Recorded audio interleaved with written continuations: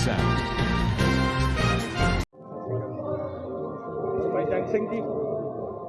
तस्वीर भाई बलवंत सिंह राजोआणा पहुंच चुके ने शामिल होने के लिए। भाई साहब कौम दे नाम की संदेश है जी? कौम दे नाम की पहला मैं घरे 1 मिनट वास्ते कर लेना, फिर शामिल होने दो 2 मिनट अरदास शामिल होने दो। चलो यार हुण ठीक है जी, फिर ठीक है अरदास शामिल होने दो। ਤੁਸੀਂ ਉਹਨਾਂ ਨੂੰ ਕਹਿ ਸਾਈਡ ਹੋ ਜਾਓ। ਭਾਈ ਬਲਵੰਤ ਸਿੰਘ ਦੇਖ ਸਕਦੇ ਹੋ ਤਸਵੀਰਾਂ ਦੇ ਵਿੱਚ ਭਾਈ ਅੰਤਿਮ ਅਰਦਾਸ ਦੇ ਵਿੱਚ ਸ਼ਾਮਲ ਹੋਣ ਲਈ ਪਹੁੰਚ ਚੁੱਕੇ ਨੇ ਔਰ ਇਹ ਤਸਵੀਰਾਂ ਜਿਹੜੀਆਂ ਤੁਸੀਂ ਦੇਖ ਸਕਦੇ ਹੋ।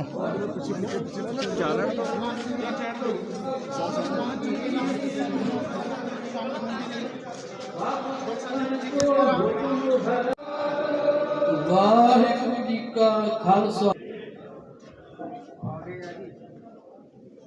जगत में फिर मन भगत तेरे रातो मन माहे जगत ना सब ठीक है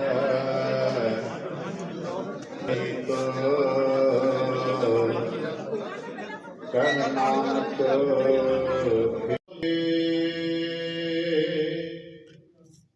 सबना उपावा सिर उपाओ है होए जे सतगुर सेवे अस होए सबना उपावा सिर उपाओ है अंतर सीत मन वसै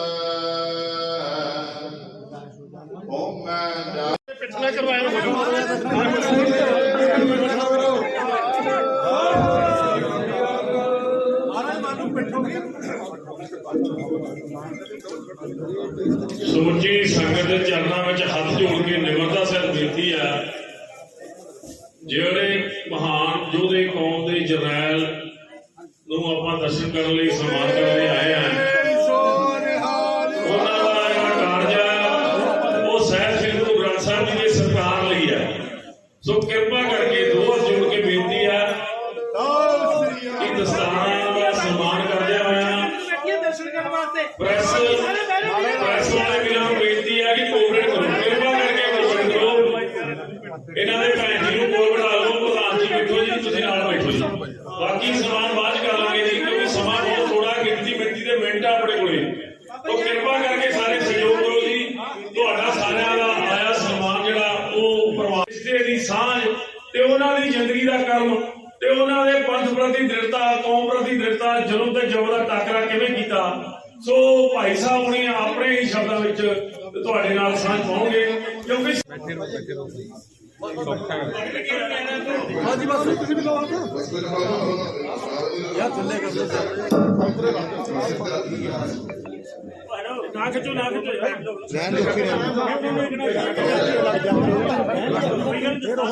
ਯਾਰ ਇੱਧਰ ਆਓ ਸਾਰੇ ਮਗਰ ਵੀ ਕਿਸੇ ਨੂੰ ਵੇਖਦੇ ਨੇ ਬੈਠੀ ਹੋਈ ਥੱਲੇ ਜਾ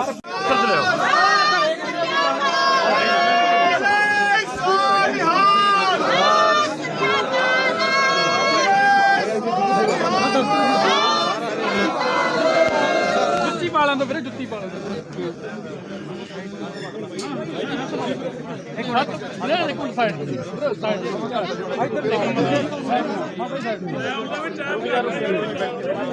ਲੈ ਆਉਣ ਤੋਂ ਵੀਰੇ, ਸਾਨੂੰ ਲੈ ਜਾਣ ਦੋ ਜੀ।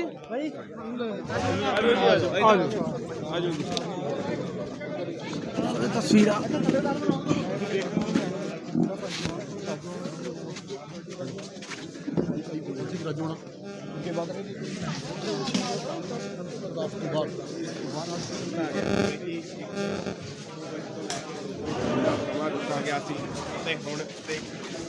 ਪਹੁੰਚੇ ਹੋਏ ਨੇ ਸਾਰਿਆਂ ਦੇ ਤੇ ਸਮੁੱਚੀ ਸਾਧ ਸੰਗਤ ਨੂੰ ਗੁਰੂ ਫਤਿਹ ਪ੍ਰਵਾਨ ਹੋਵੇ ਜੀ।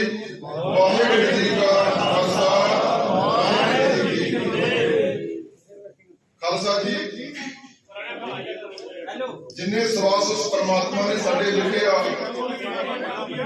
ਉਹ ਭੋਗ ਕੇ ਹਰ ਇਨਸਾਨ ਨੇ ਇਸ ਦੁਨੀਆ ਤੋਂ ਚਲੇ ਜਾਣਾ ਹੈ। ਇਹ ਸਰੀਰਾ ਮੇਰਾ इस जग में आए के क्या तुझ कर्म कमाया कि कर्म कमाया तुझ शरीरा जा तू जग में आया। ਜਿਹੜੇ ਬਜ਼ੁਰਗਾਂ ਦੀ ਅਸੀਂ ਅੱਜ ਅੰਤਮ ਅਰਦਾਸ ਵਿੱਚ ਸ਼ਾਮਲ ਹੋਣ ਆਏ ਹਾਂ, ਉਹਨਾਂ ਦਾ ਜੀਵਨ ਬਹੁਤ ਹੀ ਪ੍ਰੇਰਨਾਦਾਇਕ, ਬਹੁਤ ਹੀ ਚੜ੍ਹਦੀ ਕਲਾ ਵਾਲਾ ਹੈ। ਜਦੋਂ ਉਹਨਾਂ ਦੀ ਜਵਾਨੀ ਸੀ, ਜਵਾਨੀ ਦੇ ਵਿੱਚ ਆਪਣੇ ਆਪ ਨੂੰ ਦੇਸ਼ ਨੂੰ ਸਮਰਪਿਤ ਕੀਤਾ, ਫੌਜ ਵਿੱਚ ਭਰਤੀ ਹੋਏ। ਫੌਜ ਵਿੱਚ ਭਰਤੀ ਦੇ ਦੌਰਾਨ ਉਹਨਾਂ ਨੇ 3 ਲੜਾਈਆਂ ਲੜੀਆਂ ਦੇਸ਼ ਦੇ ਲਈ, 1962 ਦੀ, 1965 ਦੀ ਤੇ 1971 ਦੀ। ਸਾਡੇ ਬਜ਼ੁਰਗਾਂ ਨੇ ਦੇਸ਼ ਦੇ ਲਈ 3 ਲੜਾਈਆਂ ਲੜੀਆਂ। ਉਸ ਤੋਂ ਬਾਅਦ ਰਿਟਾਇਰਮੈਂਟ ਲੈ ਕੇ ਪਿੰਡ ਆਪਣੇ ਬੱਚਿਆਂ ਦੇ ਨਾਲ ਰਹਿ ਰਹੇ ਸੀ। ਫਿਰ ਸਾਡੇ ਸਾਰੇ ਸਿੱਖ ਸਮਾਜ ਦੇ ਜ਼ਿੰਦਗੀ ਦੇ ਅੰਦਰ ਇੱਕ ਅਜਿਹੀ ਘਟਨਾ ਘਟਦੀ ਆ ਜਿਸ ਨੇ ਹਜ਼ਾਰਾਂ ਪਰਿਵਾਰਾਂ ਨੂੰ ਉਜਾੜ ਦਿੱਤਾ, ਲੱਖਾਂ ਲੋਕਾਂ ਦੀਆਂ ਜਾਨਾਂ ਲੈ ਲਈਆਂ। ਉਹ ਸੀ 1984। ਦਿੱਲੀ ਦੇ ਤਖਤ ਤੇ ਬੈਠੇ ਕਾਂਗਰਸੀ ਹੁਕਮਰਾਨਾਂ ਨੇ ਸਿੱਖ ਸਮਾਜ ਦੇ ਅੰਦਰ ਝੋਲੀ ਦੇ ਅੰਦਰ ਜੂਨ 1984 ਪਾਈ, ਨਵੰਬਰ 1984 ਪਾਈ। ਸਾਡੇ ਧਰਮ ਤੇ ਹਮਲਾ ਹੋਇਆ, ਟੈਂਕਾਂ ਤੋਪਾਂ ਨਾਲ ਹਮਲਾ ਕੀਤਾ ਗਿਆ, ਸ੍ਰੀ ਅਕਾਲ ਤਖਤ ਸਾਹਿਬ ਜੀ ਨੂੰ ਢਹਿ ਢੇਰੀ ਕੀਤਾ ਗਿਆ, ਹਜ਼ਾਰਾਂ ਨਿਰਦੋਸ਼ ਸਿੱਖਾਂ ਦਾ ਕਤਲੇਆਮ ਕੀਤਾ ਗਿਆ। ਦਰਬਾਰ ਸਾਹਿਬ ਦੀ ਪਵਿੱਤਰ ਪਰਿਕਰਮਾ ਨਿਰਦੋਸ਼ ਸਿੱਖਾਂ ਦੇ ਖੂਨ ਨਾਲ ਰੰਗੀ ਗਈ। ਫਿਰ ਨਵੰਬਰ 1984 ਤੇ 10,000 ਸਿੱਖਾਂ ਦਾ ਕਤਲੇਆਮ ਕੀਤਾ ਗਿਆ ਦਿੱਲੀ ਦੀਆਂ ਗਲੀਆਂ ਦੇ ਵਿੱਚ। ਦਿੱਲੀ ਦੀਆਂ ਗਲੀਆਂ ਦੇ ਵਿੱਚ 3 ਦਿਨ ਸਿੱਖਾਂ ਦਾ ਕਤਲੇਆਮ ਹੁੰਦਾ ਰਿਹਾ। 3 ਦਿਨ ਦੇ ਕਤਲੇਆਮ ਤੋਂ ਬਾਅਦ ਉਸ ਕਤਲੇਆਮ ਦੇ ਕਰਨ ਵਾਲੇ ਦੇ ਮੁਖੀ ਰਾਜੀਵ ਗਾਂਧੀ ਘਰੋਂ ਬਾਹਰ ਨਿਕਲ ਕੇ, ਆਪਣੇ ਮਹਿਲ ਤੋਂ ਬਾਹਰ ਨਿਕਲ ਕੇ ਇਹ ਗੱਲ ਕਹਿੰਦਾ ਹੈ ਕਿ ਜਦੋਂ ਕੋਈ ਦਰਖਤ ਗਿਰਦਾ ਤਾਂ ਧਰਤੀ ਹਿਲਦੀ ਹੈ, ਧਰਤੀ ਹਿਲਦੀ ਹੈ ਤਾਂ ਹਜ਼ਾਰਾਂ ਲੋਕ ਮਾਰੇ ਜਾਂਦੇ ਨੇ। ਇਹ ਕਹਿ ਕੇ ਇਹ ਸ਼ਬਦ ਸਿਰਫ 3 ਲਾਈਨਾਂ ਨਹੀਂ ਸਨ, ਇਹ ਸ਼ਬਦ ਸਨ ਉਸ ਦੀ ਮਾਨਸਿਕਤਾ ਨੂੰ ਦਰਸਾ ਰਹੇ ਸਨ। ਉਸਨੇ ਖੁਦ ਹੀ ਪੁਲਿਸ, ਖੁਦ ਹੀ ਅਦਾਲਤ, ਖੁਦ ਹੀ ਜੱਜ ਬਣ ਕੇ ਫੈਸਲਾ ਸੁਣਾ ਦਿੱਤਾ, ਸਾਰੇ ਕਾਤਲਾਂ ਨੂੰ ਬਾਇਜ਼ਤ ਬਰੀ ਕਰ ਦਿੱਤਾ। ਇਸ ਘਟਨਾ ਨੇ ਸਮੁੱਚੇ ਸਿੱਖ ਸਮਾਜ ਨੂੰ ਬਹੁਤ ਗਹਿਰੇ ਜ਼ਖਮ ਦਿੱਤੇ, ਕਦੇ ਨਾ ਭਰੇ ਜਾਣ ਵਾਲੇ ਸਦੀਵੀ ਜ਼ਖਮ ਦਿੱਤੇ। ਖਾਲਸਾ ਜੀ, ਜਦੋਂ ਦਿੱਲੀ ਦੇ ਤਖਤ ਤੇ ਬੈਠੇ ਹੁਕਮਰਾਨਾਂ ਨੇ ਸਾਨੂੰ ਇਨਸਾਫ ਦੇਣ ਤੋਂ ਇਨਕਾਰ ਕੀਤਾ, ਪੰਜਾਬ ਦੀ ਧਰਤੀ ਤੋਂ ਹਜ਼ਾਰਾਂ ਗੈਰਕਾਨੂੰਨੀ ਸਿੱਖ ਨੌਜਵਾਨਾਂ ਦੇ ਹੱਥ ਹਥਿਆਰਾਂ ਤੱਕ ਚਲੇ ਗਏ। ਉਹਨਾਂ ਨੌਜਵਾਨਾਂ ਦੇ ਵਿੱਚ ਸਾਡੇ ਬਜ਼ੁਰਗ ਜਸਵੰਤ ਸਿੰਘ ਜੀ ਦਾ ਬੇਟਾ ਭਾਈ ਹਰਪਿੰਦਰ ਸਿੰਘ ਗੋਲਡੀ ਵੀ ਉਸ ਸੰਘਰਸ਼ ਦੇ ਵਿੱਚ ਸ਼ਾਮਲ ਹੋਇਆ। 18 ਸਾਲ ਦੀ ਉਮਰ ਦੇ ਵਿੱਚ ਭਾਈ ਹਰਪਿੰਦਰ ਸਿੰਘ ਗੋਲਡੀ ਕੌਮ ਦੀ ਸੇਵਾ ਕਰਦੇ ਹੋਏ ਸ਼ਹਾਦਤ ਨੂੰ ਪ੍ਰਾਪਤ ਹੋ ਗਏ। ਉਹਨਾਂ ਦੇ ਸੰਘਰਸ਼ ਵਿੱਚ ਸ਼ਾਮਲ ਹੋਣ ਦੇ ਕਾਰਨ ਪਰਿਵਾਰ ਨੂੰ ਬਹੁਤ ਹੀ ਕਸ਼ਟ ਸਹਿਣੇ ਪਏ, ਦੁੱਖ ਸਹਿਣੇ ਪਏ। ਸਾਡੇ ਬਜ਼ੁਰਗਾਂ ਦੇ ਕੇਸ ਪਾ ਕੇ ਜੇਲ੍ਹ ਭੇਜ ਦਿੱਤਾ ਗਿਆ। ਇਸੇ ਦੌਰਾਨ ਸਾਡੀ ਭੈਣ ਬੀਬੀ ਅਮਨਦੀਪ ਕੌਰ ਜੀ ਨੂੰ ਸਾਡੇ ਘਰ ਆ ਕੇ ਗੋਲੀਆਂ ਮਾਰੀਆਂ ਗਈਆਂ। ਇਸ ਸੰਘਰਸ਼ ਦੇ ਦੌਰਾਨ ਮੇਰੀ ਮੁਲਾਕਾਤ ਭਾਈ ਹਰਪਿੰਦਰ ਸਿੰਘ ਗੋਲਡੀ ਦੇ ਨਾਲ ਹੁੰਦੀ ਹੈ। ਉਹ ਮੁਲਾਕਾਤ ਮੈਨੂੰ ਉਹਨਾਂ ਦੀ ਸ਼ਹਾਦਤ ਤੋਂ ਬਾਅਦ ਖਿੱਚ ਕੇ ਪਰਿਵਾਰ ਤੱਕ ਲੈ ਜਾਂਦੀ ਹੈ। ਫਿਰ ਮੈਂ ਉਸ ਪਰਿਵਾਰ ਦਾ ਹਿੱਸਾ ਬਣ ਕੇ ਜਸਵੰਤ ਸਿੰਘ ਜੀ ਅਤੇ ਮਾਤਾ ਸੰਗੀਤ ਕੌਰ ਜੀ, ਭੈਣ ਕਮਲਦੀਪ ਕੌਰ ਮੈਨੂੰ ਆਪਣਾ ਭਰਾ ਤੇ ਬਜ਼ੁਰਗ ਮੈਨੂੰ ਆਪਣਾ ਬੇਟਾ ਬਣਾਉਂਦੇ ਨੇ। ਮੈਂ ਕਈ ਸਾਲ ਉਸ ਪਰਿਵਾਰ ਦੇ ਨਾਲ ਰਹਿੰਦਾ, ਪਰ ਉਸ ਪਰਿਵਾਰ ਦੇ ਦਰਦ ਦੇ ਵਿੱਚੋਂ ਸਾਨੂੰ ਕੌਮੀ ਦਰਦ ਮਹਿਸੂਸ ਹੁੰਦਾ ਸੀ। ਮੈਂ ਤੇ ਕੌਮੀ ਸ਼ਹੀਦ ਭਾਈ ਦਿਲਾਵਰ ਸਿੰਘ ਅਕਸਰ ਜਦੋਂ ਬਜ਼ੁਰਗਾਂ ਨੂੰ ਮਿਲਣ ਵਾਸਤੇ ਪਿੰਡ ਜਾਂਦੇ ਸੀ, ਚੜ੍ਹਦੀ ਕਲਾ ਦੀ ਗੱਲਾਂ ਕਰਦੇ ਸੀ, ਕੌਮ ਤੇ ਹੋਏ ਜ਼ੁਲਮ ਦੀਆਂ ਗੱਲਾਂ ਕਰਦੇ ਸੀ, ਆਪਣੇ ਸ਼ਹੀਦ ਹੋਏ ਵੀਰਾਂ ਦੇ ਪ੍ਰਤੀ ਆਪਣਾ ਫਰਜ਼ ਅਦਾ ਕਰਨ ਦੇ ਵਾਸਤੇ ਅਸੀਂ ਵੀ ਆਪਣਾ ਘਰ ਛੱਡ ਕੇ ਸੰਘਰਸ਼ ਵਿੱਚ ਸ਼ਾਮਲ ਹੋ ਗਏ।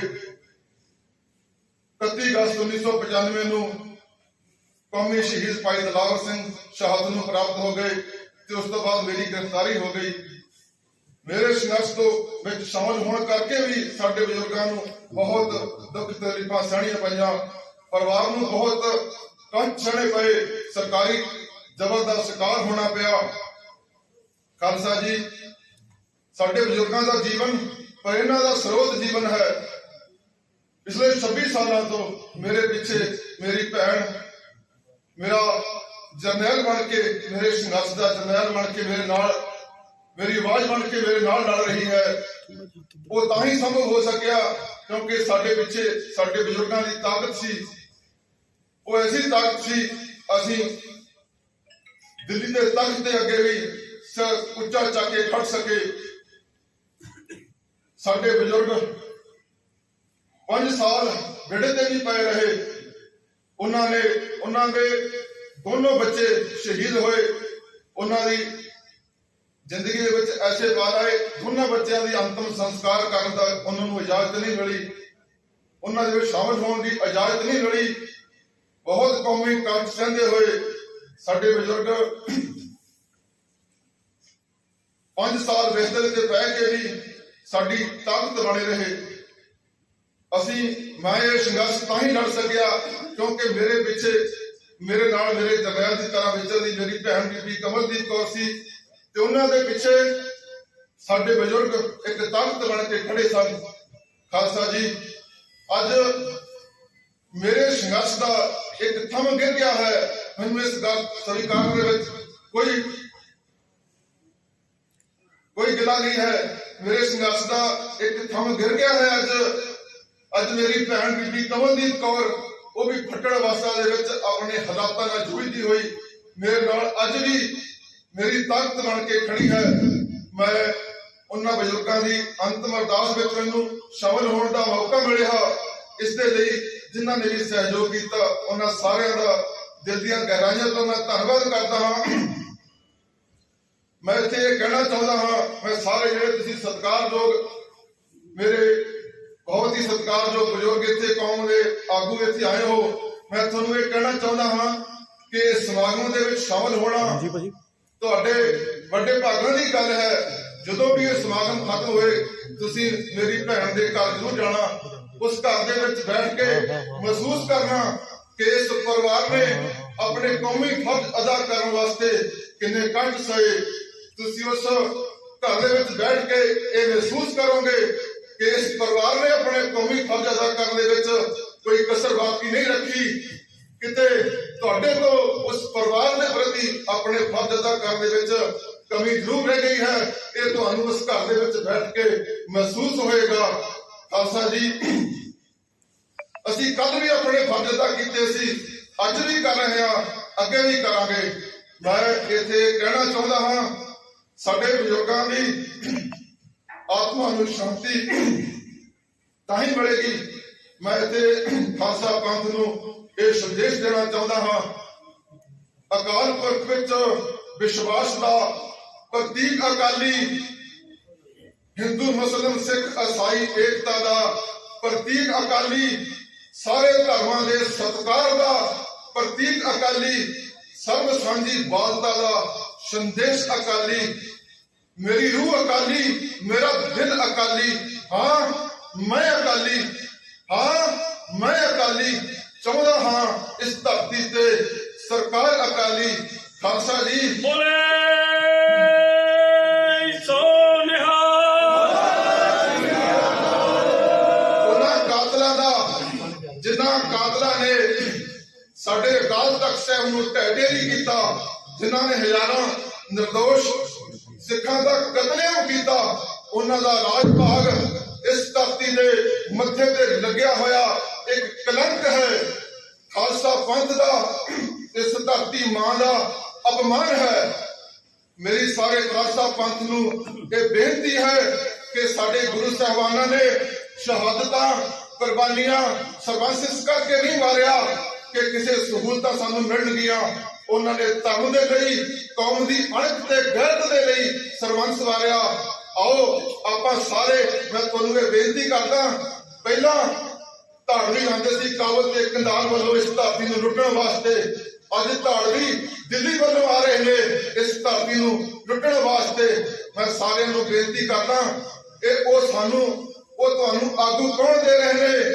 ਸ਼ਰਾਬੀ ਤੇ ਕਮੇਟੀ ਕਲਾਕਾਰ। ਖਾਲਸਾ ਜੀ, ਤੁਸੀਂ ਜਾਗ ਜਾਓ, ਕਿਤੇ ਸੁੱਤੇ ਨਾ ਰਹਿ ਜਾਣਾ, ਕੋਈ ਗਲਤੀ ਨਾ ਕਰ ਲੈਣਾ। ਇਸ ਧਰਤੀ, ਇਹ ਧਰਤੀ ਪੀਰਾਂ ਪੈਗੰਬਰਾਂ ਦੀ, ਗੁਰੂਆਂ ਦੀ ਧਰਤੀ ਹੈ। ਇਹ ਯੋਧੇ ਮਹਾਬਲੀਆਂ ਦੀ ਧਰਤੀ ਹੈ। ਇਹ ਧਰਤੀ ਬਾਬਾ ਦੀਪ ਸਿੰਘ ਵਰਗੇ ਸਿਰਲੱਖ ਯੋਧਿਆਂ ਦੀ ਹੈ। ਇਹ ਧਰਤੀ ਅਕਾਲੀ ਫੂਲਾ ਸਿੰਘ ਵਰਗੇ ਜਰਨੈਲਾਂ ਦੀ, ਹਰੀ ਸਿੰਘ ਨਲੂਏ ਵਰਗੇ ਜਰਨੈਲਾਂ ਦੀ ਹੈ। ਇਸ ਧਰਤੀ ਤੇ ਉਹਨਾਂ ਕਾਤਲਾਂ ਦਾ ਰਾਜ ਭਾਗ, ਉਹਨਾਂ ਧਾੜਵੀਆਂ ਦਾ ਰਾਜ ਭਾਗ ਇਸ ਧਰਤੀ ਦੇ ਮੱਥੇ ਤੇ ਲੱਗਿਆ ਹੋਇਆ ਕਲੰਕ ਹੈ। ਆਓ ਇਸ ਕਲੰਕ ਨੂੰ ਮਿਟਾ ਦਈਏ। ਸਾਡੇ ਬਜ਼ੁਰਗਾਂ ਦੀ ਆਤਮਾ ਨੂੰ ਸ਼ਾਂਤੀ ਤਾਂ ਹੀ ਮਿਲੇਗੀ ਜਿਨ੍ਹਾਂ ਨੇ ਉਹਨਾਂ ਤੇ ਜ਼ੁਲਮ ਕੀਤੇ ਨੇ, ਜਿਨ੍ਹਾਂ ਨੇ ਸਾਡੇ ਪਰਿਵਾਰਾਂ ਨੂੰ ਉਜਾੜਿਆ। ਹਜ਼ਾਰਾਂ ਮੇਰੇ ਵੀਰ ਸ਼ਹੀਦ ਹੋਏ ਨੇ, ਉਹਨਾਂ ਦੀ ਆਤਮਾ ਨੂੰ ਸ਼ਾਂਤੀ ਤਾਂ ਹੀ ਮਿਲੇਗੀ ਜੇ ਇਹਨਾਂ ਦੀ ਇਸ ਰਾਜ ਭਾਗ ਦਾ, ਇਸ ਕਾਤਲ ਕਾਂਗਰਸ ਦੇ ਰਾਜ ਭਾਗ ਦਾ, ਇਸ ਧਰਤੀ ਤੋਂ, ਇਸ ਦੇਸ਼ ਤੋਂ ਇੱਕ ਸਿੱਖ ਦਾ ਫਰਜ਼ ਹੈ ਜਦੋਂ ਵੀ ਤੁਹਾਨੂੰ ਵੋਟ ਪਾਉਣ ਦਾ, ਜੇ ਤੁਸੀਂ ਨਹੀਂ ਲੜ ਸਕੇ ਗੱਲ ਮੰਨੀ ਜਾ ਸਕਦੀ ਹੈ, ਲੇਕਿਨ ਵੋਟ ਪਾਉਣ ਦੇ ਅਧਿਕਾਰ ਦੀ ਵਰਤੋਂ ਕਰਦੇ ਸਮੇਂ ਇਸ ਵੋਟ ਪਾਉਣ ਦੇ ਅਧਿਕਾਰ ਨੂੰ ਆਪਣਾ ਹਥਿਆਰ ਸਮਝ ਕੇ ਉਹਨਾਂ ਕਾਤਲਾਂ ਦੇ ਖਿਲਾਫ ਵਰਤੋ। ਬੋਲੇ ਸਤਿ ਸ੍ਰੀ ਅਕਾਲ। ਧਰਤੀ ਤੇ ਸ਼੍ਰੋਮਣੀ ਅਕਾਲੀ ਦਲ ਸਾਡੀ ਪੰਥ ਦੀ ਨੁਮਾਇੰਦਾ ਜਥੇਬੰਦੀ ਹੈ, ਸਾਡੇ ਪੁਰਖਿਆਂ ਦੀ ਵਿਰਾਸਤ ਹੈ। ਇਹ ਵਿਰਾਸਤ ਜਿੰਨੀ ਤਗੜੀ ਹੋਏਗੀ, ਜਿੰਨੀ ਮਜ਼ਬੂਤ ਹੋਏਗੀ ਖਾਲਸਾ ਜੀ, ਉਨੇ ਹੀ ਸਾਡੇ ਹੱਕ ਸੁਰੱਖਿਅਤ ਰਹਿਣਗੇ। ਸਾਡੇ ਉਹਨਾਂ ਹਜ਼ਾਰਾਂ ਇਹਨਾਂ ਕਾਤਲਾਂ ਦੇ ਜ਼ੁਲਮ ਦਾ ਸ਼ਿਕਾਰ ਹੋਏ, ਉਹਨਾਂ ਹਜ਼ਾਰਾਂ ਸ਼ਹੀਦਾਂ, ਹਜ਼ਾਰਾਂ ਨਿਰਦੋਸ਼ ਸਿੱਖਾਂ ਦੀਆਂ ਆਤਮਾਵਾਂ ਨੂੰ ਸ਼ਾਂਤੀ ਤਾਂ ਹੀ ਮਿਲੇਗੀ ਜਦੋਂ ਇਹਨਾਂ ਕਾਤਲਾਂ ਦਾ ਰਾਜ ਭਾਗ ਇਸ ਧਰਤੀ ਤੋਂ ਖਤਮ ਹੋਵੇਗਾ। ਇੱਕ ਸਿੱਖ ਦਾ ਫਰਜ਼ ਹੈ ਜਿੱਥੇ ਵੀ ਕਦੇ ਉਹਨੂੰ ਮੌਕਾ ਮਿਲੇ ਇਹਨਾਂ ਦੇ ਖਿਲਾਫ ਵੋਟ ਕਰੋ, ਇਹਨਾਂ ਦੇ ਰਾਜ ਭਾਗ ਨੂੰ ਖਤਮ ਕਰਨ ਲਈ ਵੋਟ ਕਰੋ। ਮੇਰੇ ਪਿਤਾ ਨੂੰ, ਉਹਨਾਂ ਹਜ਼ਾਰਾਂ ਸ਼ਹੀਦਾਂ ਨੂੰ ਤਾਂ ਹੀ ਉਹਨਾਂ ਦੀ ਆਤਮਾ ਨੂੰ ਸ਼ਾਂਤੀ ਮਿਲੇਗੀ। ਮੈਂ ਇੰਨਾ ਕੁਝ ਬੋਲਦਾ ਹੋਇਆ ਤੁਹਾਡੇ ਤੋਂ ਸਾਰਿਆਂ ਨੂੰ ਮੈਂ ਧੰਨਵਾਦ ਕਰਦਾ ਜਿਹੜੇ ਵੀ ਇੱਥੇ ਸਾਡੇ ਪਿਤਾ ਜੀ ਦੇ ਇਸ ਸਮਾਗਮ ਦੇ ਵਿੱਚ ਸ਼ਾਮਲ ਹੋਣ ਲਈ ਪਹੁੰਚੇ ਨੇ। ਮੇਰੀ ਭੈਣ ਦਾ ਯੋਗਦਾਨ ਮੈਂ ਕਈ ਜਨੋਂ ਨਹੀਂ ਦੇ ਸਕਦਾ, ਮੈਂ ਨਹੀਂ ਇਹ ਸਮੁੱਚੀ ਕੌਮ ਇਹ ਯੋਗਦਾਨ ਨੂੰ ਦਾ ਕੋਈ ਮੁੱਲ ਨਹੀਂ ਉਤਾਰ ਸਕਦੀ। ਮੈਂ ਤੁਹਾਨੂੰ ਫਿਰ ਬੇਨਤੀ ਕਰਦਾ, ਤੁਸੀਂ ਮੇਰੀ ਭੈਣ ਦੇ ਘਰ ਜਾ ਕੇ ਬੈਠ ਕੇ ਮਹਿਸੂਸ ਕਰਨਾ ਕਿ ਇਸ ਪਰਿਵਾਰ ਨੇ ਆਪਣੇ ਕੌਮੀ ਫਰਜ਼ ਅਦਾ ਕਰਨ ਦੇ ਵਿੱਚ ਕੋਈ ਕਸਰ ਬਾਕੀ ਨਹੀਂ ਛੱਡੀ। ਤੁਹਾਡੇ ਤੋਂ ਕੋਈ ਕਮੀ ਜ਼ਰੂਰ ਰਹਿ ਗਈ ਹੈ, ਇਹ ਤੁਹਾਨੂੰ ਉਸ ਗੱਲ ਦਾ ਅਹਿਸਾਸ ਹੋਵੇਗਾ। ਉੱਥੇ ਬੈਠ ਕੇ ਸਾਡਾ ਜੀਵਨ ਖਾਲਸਾ ਪੰਥ ਦੀ ਚੜ੍ਹਦੀ ਕਲਾ ਨੂੰ ਸਮਰਪਿਤ ਰਿਹਾ ਹੈ, ਹਮੇਸ਼ਾ ਰਹੇਗਾ। ਅੱਗੇ ਵੀ ਜਦੋਂ ਵੀ ਸਾਨੂੰ ਕੌਮੀ ਫਰਜ਼ ਅਦਾ ਕਰਨ ਦਾ ਕਦੇ ਕੋਈ ਵਕਤ ਆਏਗਾ, ਅਸੀਂ ਕਦੇ ਪਿੱਛੇ ਨਹੀਂ ਹਟਾਂਗੇ। ਮੇਰਾ ਇਹੀ ਕਹਿਣਾ ਹੈ, ਅਕਾਲ ਤਖਤ ਮਹਾਨ ਹੈ, ਸਿੱਖ ਪੰਥ ਦੀ ਸ਼ਾਨ ਹੈ, ਚੂਲ ਤੇ ਨਿਸ਼ਾਨ ਰਹੇ ਚੂਲ ਤੇ ਨਿਸ਼ਾਨ ਰਹੇ ਚੂਲ ਤੇ ਨਿਸ਼ਾਨ ਰਹੇ ਸਾਰਿਆਂ ਦੇ। ਤੁਸੀਂ ਸਾਰੇ ਇੱਥੇ ਸਾਡੇ ਸਮਾਗਮ ਦੇ ਵਿੱਚ ਚੱਲ ਕੇ ਆਏ ਹੋ, ਤੁਹਾਡਾ ਸਾਰਿਆਂ ਦਾ ਬਹੁਤ ਬਹੁਤ ਧੰਨਵਾਦ, ਦਿਲ ਦੀਆਂ ਗਹਿਰਾਈਆਂ ਤੋਂ ਧੰਨਵਾਦ। ਜਿਹੜੇ ਵੀ ਸ਼੍ਰੋਮਣੀ ਅਕਾਲੀ ਦਲ ਦੇ ਲੀਗਲ ਸੈੱਲ ਦੇ ਉਹਨਾਂ ਵੀਰਾਂ ਨੇ ਸਾਡੀ ਇਹ ਇਜਾਜ਼ਤ ਕਰਵਾਈ ਹੈ, ਉਹਨਾਂ ਦਾ ਧੰਨਵਾਦ। ਉਸ ਅਕਾਲ ਪੁਰਖ, ਸਭ ਤੋਂ ਵੱਡਾ ਉਸ ਅਕਾਲ ਪੁਰਖ ਵਾਹਿਗੁਰੂ ਦਾ ਧੰਨਵਾਦ ਜਿਸ ਨੇ ਮੈਨੂੰ 26 ਸਾਲਾਂ ਬਾਅਦ 1 ਘੰਟੇ ਲਈ ਆਪਣੇ ਪਿਤਾ ਦੇ ਇਸ ਅੰਤਮ ਅਰਦਾਸ ਵਿੱਚ ਸ਼ਾਮਲ ਹੋਣ ਦਾ ਮੌਕਾ ਦਿੱਤਾ।